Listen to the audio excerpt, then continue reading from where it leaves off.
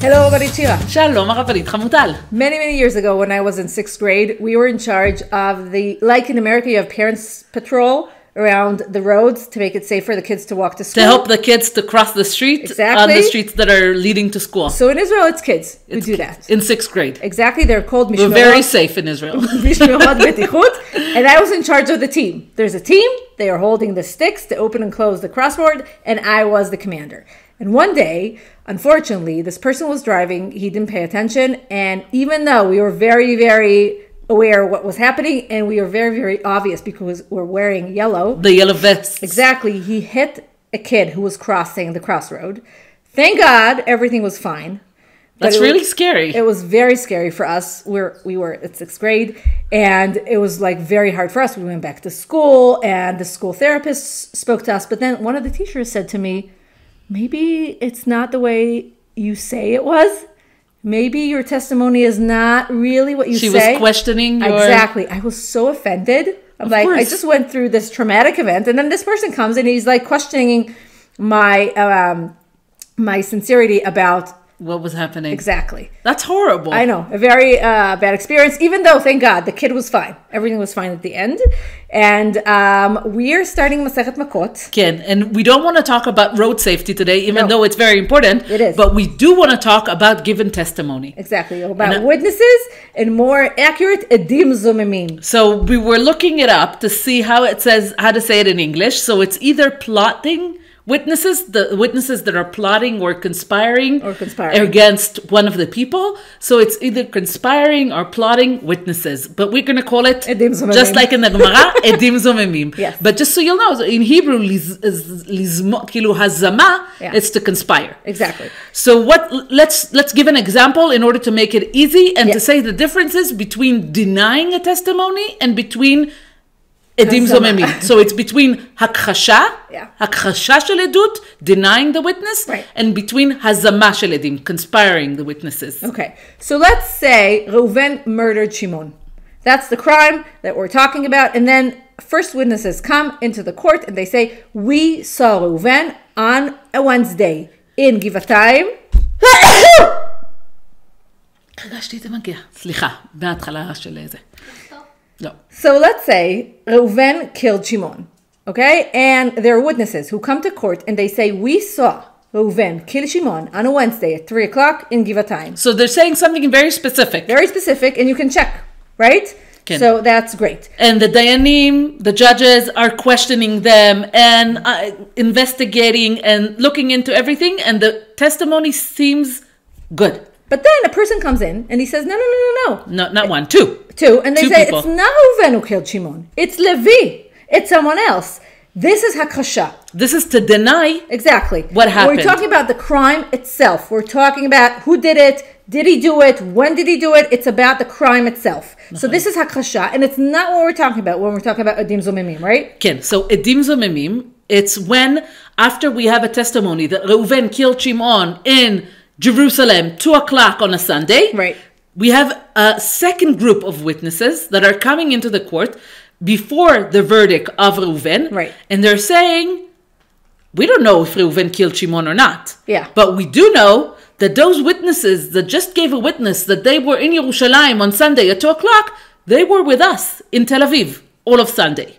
So there's no option that they were able to see Reuven killing Shimon on a Sunday in Yerushalayim at 2 o'clock, because they were with us in Tel Aviv, in a completely different city. So the whole concept of Eidim Zomemim is talking about the witnesses themselves. Not the witnesses, the testimony itself. Or the witnesses, but it's not about the actual crime. They're not talking about the crime. They're not saying the murder weapon or the person or whatever that, like the details of the killing that has happened.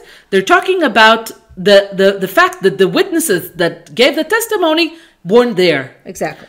And then what is happening is that if Reuven is asking the court to investigate and to look into those witnesses and punish the Eidim Zomemim, the Eidim Zomemim meaning the Eidim that plotted against him, that had some sort of a conspiracy. They've heard that Reuven is in the courthouse being accused of something.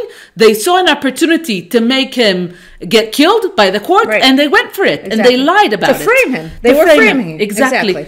So the interesting thing about it, that if Torah wouldn't have said it to us very specifically, and we're going to read the psukim about it, the problem would be that we're going to have two groups of witnesses, and one is saying against the other, and we're kind of in a dead end, because the court, the judges, wouldn't know who to believe. So they'll say, these one are saying that he killed him on a Sunday at 2 o'clock. These one are saying the witnesses weren't there. We don't know who to believe. Or we would have said, it's too complicated. It's too complicated. The trial's off. There's nothing we can do about it. We can't accuse anyone in this. Exactly. And that's why Torah comes in and says something very specifically. So the first thing, I'm on Book of Dvarim, Perek Yutet, Pasuk Tetvav. And the first thing the Torah is saying, that in order to give a witness, you need to have two witnesses and not one. לא יקום עד אחד באיש לכל עוון לכל חטאת, על פי שניים עדים או על פי שלושה. It needs to be two witnesses and more. But then they're saying, ועמדו שני האנשים אשר להם הריב לפני השם, לפני הכהנים והשופטים אשר יהיו בימים ההם, ודרשו השופטים היטב. The judges need to investigate and thoroughly. To be very accurate. והנה עד שקר. העד שקר ענה באחיו, ועשיתם לו כאשר זמם לעשות לאחיו. So the court needs to punish the plotting witnesses in the same punishment that Reuven would have got if they would go ahead with the verdict. Yeah, if he was convicted. נכון. For example, if he was convicted in murder, the court would have killed him, so we killed Eidim Zomemim. נכון, exactly. If the punishment would have been Makkot, so the Eidim Zomemim are getting Makkot. If the punishment is skila, stoning, then the Eidim Zomemim is receiving skila. And the Torah doesn't stop here, and she's saying, why is it so harsh? וביארת הרע מקרבך, והנשארים ישמעו ויראו ולא יוסיפו לעשות עוד כדבר הרע הזה. Meaning there's a point in doing it publicly, in publicizing everything that they were Eidim Zomemim, and this is the punishment that they have received, so that people will be scared, people will think twice before they're coming to lie to the court. Right, and frame someone. As you said, it's complicated because it's not only that Reuven has to tell the court, listen, I want you to investigate, I was framed. That's one thing. The second thing is that Rashi explains in Daf Bet Amud Bet that if Reuven was already convicted and Chas v'Shalom was executed, there's nothing we can do. Then it's too late. Then it's already, we can't put on Eidim Zomemim rule into that case. Exactly. Rashi explains, Eidim שלא הוזמו עד שנהרג הנידון, ואחר כך הוזמו. They were found to be guilty and framing Reuven, but he's already killed. אין נהרגים, כדאמרינן בפרקים, הרגו אין נהרגים. דכתיב כאשר זמם ולא כאשר עשה. We're only talking about their intention. So it's we have a very short window. Exactly. Time that it's between the after the court have already heard the witnesses, but the verdict was not executed yet. Exactly. And that's the time that we can decide that those are Eidim Zomemim, and then we can give them the punishment that they were planning to give to Reuven. So the Torah is actually saying, we know they only tried to frame someone and they didn't succeed.